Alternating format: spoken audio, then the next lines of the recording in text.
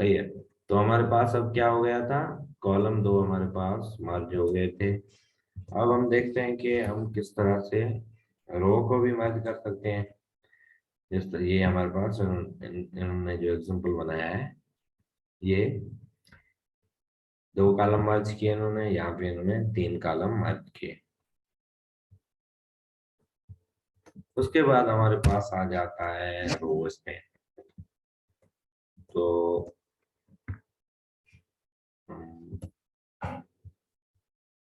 Copy करके रख देते हैं, एक और सेल कॉपी करके लगा देते हैं।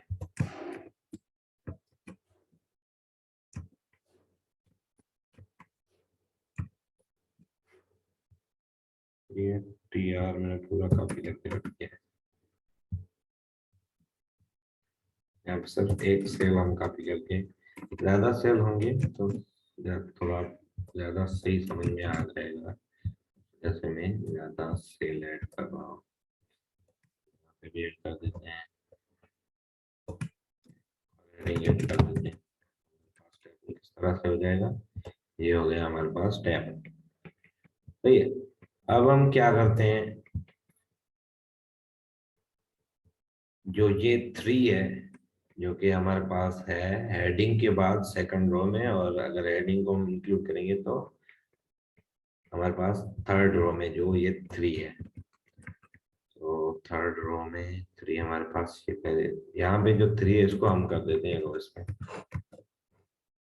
रोज पेन हम कर देते हैं to.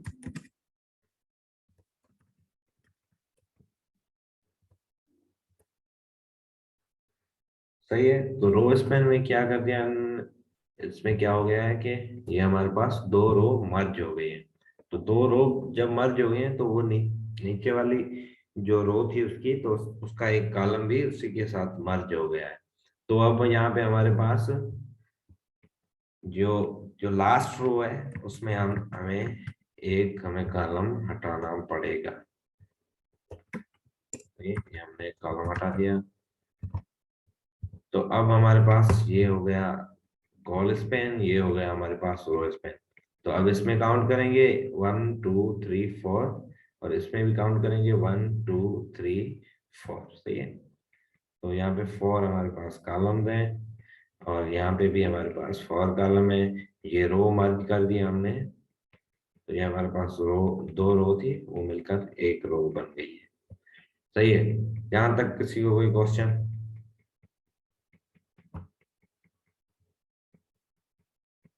Hello? Hello? No sir. सबको आ गया समझ में? सर आपने भी कॉलम का समझाया है कि 1 2 3 4 सेकंड में, तो जो फर्स्ट में आपने बोला 1 2 3 4, सर वो तो थ्री है ना इस तरफ लेफ्ट साइड पे। ये थ्री नहीं है ना हमारे पास, ये दो कॉलम है, लेकिन यहाँ पे हमने कॉलम दो मर्ज कर दिए हैं। तो ये हमारे पास दो कॉलम है, उसको हमने मर्ज करके एक बना दिया है, लेकिन है वो दो। तो वो दो की स्पेस लेंगे। Okay sir. सही है। तो ये हमारे पास टेबल,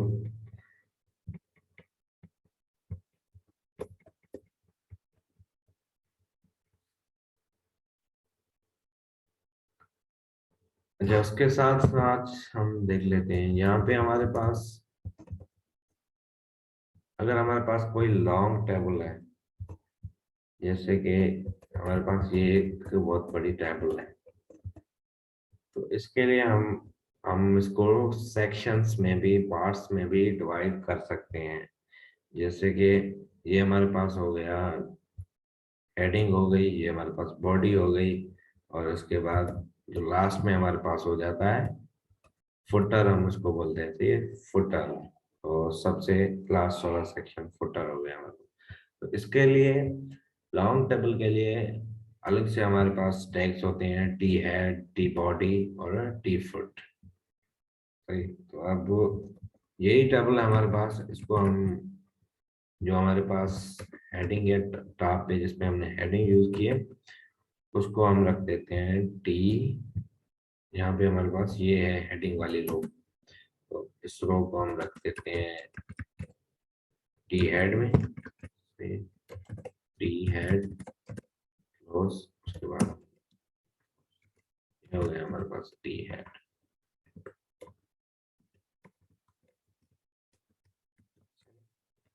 उसके बाद हमारे पास टैग है टी बॉडी का, तो यहाँ पे हम करते हैं टी बॉडी,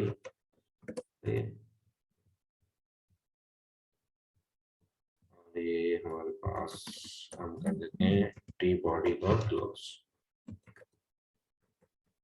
उसके बाद हमारे पास थर्ड जो है वो है टी फुट, तो हम ये लास्ट में जो है हमारे पास ये टी फुट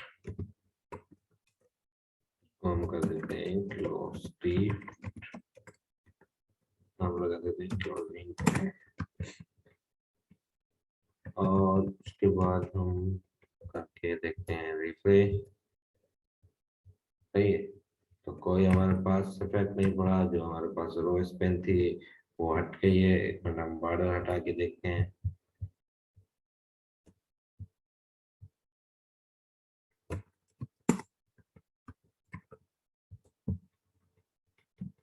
तो हमारे पास यहाँ पे आउटपुट में कोई भी चेंजेस नहीं आए, क्योंकि ये बुक तकरीबन 3-4 साल शायद पुरानी होगी, उस वजह से अगर हम इनका ही कोड अगर कॉपी करके रख देते हैं, या फिर इसके में ये HTML4 में अगर चीज़ें यूज होती हैं तो वो HTML5 में कुछ चीज़ें ऐसी होती हैं वो काम नहीं करती।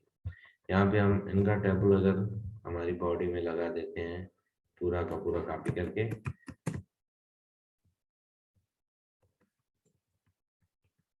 एक मिनट, एक कमेंट, तो ये हमारे पास टेबल तो आ गया है लेकिन इसमें कोई चेंजेस नहीं है, सही है। ये सिर्फ इसको टेबल को हम पार्ट्स में अगर डिवाइड करना चाहें तो उसके लिए हम यूज कर सकते हैं। यहाँ पे जो बुक में आउटपुट है उसी तरह का आउटपुट नहीं आता, इस तरह से यहाँ पे इन्होंने बुक में आउटपुट दिया है, सही है। Yes sir. अच्छा, उसके बाद हम टेबल की जो विड्थ और हाइट है उसको भी हम लिख सकते हैं। यहाँ पे हम हटा देते हैं टी हेड, टी बॉडी, ये सब हटा देते हैं।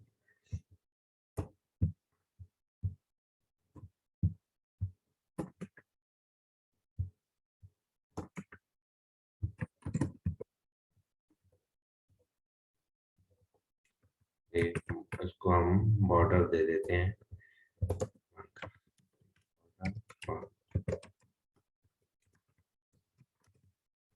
ये हमारे पास बॉर्डर भी आ गया। अब हम इसकी विड्थ, ठीक है, विड्थ भी हम यूज कर सकते हैं जिस तरह से हम इमेज में यूज कर सकते हैं। अगर मैं यहाँ पे 500 ले लूँगा और उसको हम करते हैं रिफ्रेश, तो ये हमारे पास टेबल की विड्थ 500 हो गई, सही है। ये सिंपल था विड्थ का। उसके बाद हमारे पास आ जाता है एक सेल पैडिंग, तो ये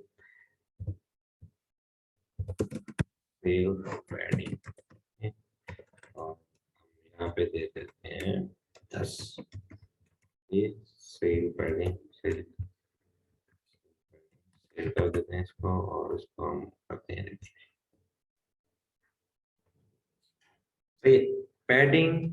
पैडिंग नाम से ही जाहिर है कि पैडिंग, पर ये हमारे पास सेल है तो ये सेल की पैडिंग है। जो इनसाइड हम जो भी स्पेस देते हैं उसको हम बोलते हैं सेल पैडिंग, सही है। जैसे कि यहाँ पे जो भी स्पेस आया है अगर हम उसको कर देते हैं 20, तो यहाँ पे जो है स्पेस कर देते हैं, तो ये हमारे पास ये स्पेस है वो हमारे पास बढ़ गया है, सही है। उसके बाद हमारे पास आता है सेल स्पेसिंग, सेल स्पेसिंग कर देते हैं, वो अभी हम 10 यूज कर लेते हैं।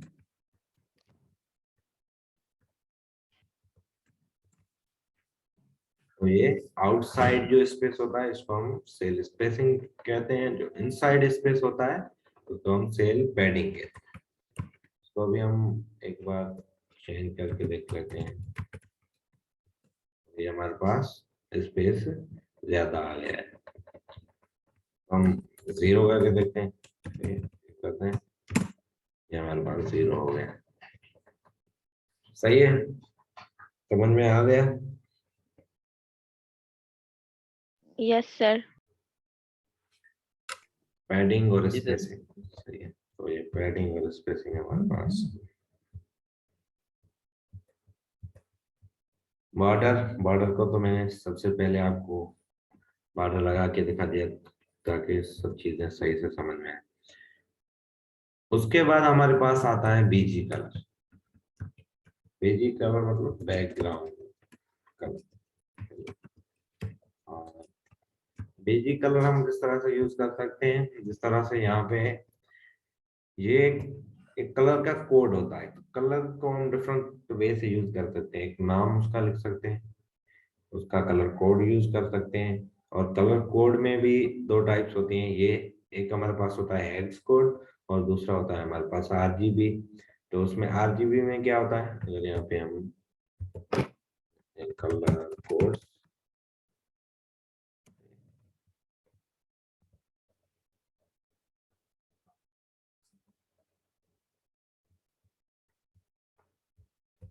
फिर ये हमारे पास हेक्स हो गया, हेक्स कोड हो गया। उसके बाद ये हमारे पास आरजीबी कोड हो गया और इसके बाद हमारे पास HSL। सही है। तो यहाँ से हम अगर कोई कलर पिक कर लेते हैं,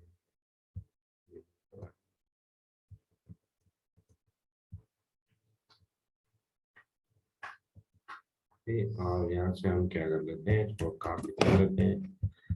उसके बाद हम बैकग्राउंड में ये कलर यूज करते हैं, रिफ्रेश, तो हमारे पास बैकग्राउंड में ये कलर आ गया। ठीक, तो ये हमारे पास हो गया बॉर्डर और बैकग्राउंड।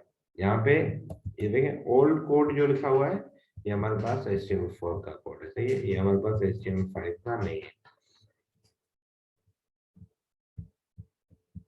लेकिन HTML4 वाले कोड भी अभी तक यूज होते हैं। सर ओल्ड कोड का आपने क्या बताया था?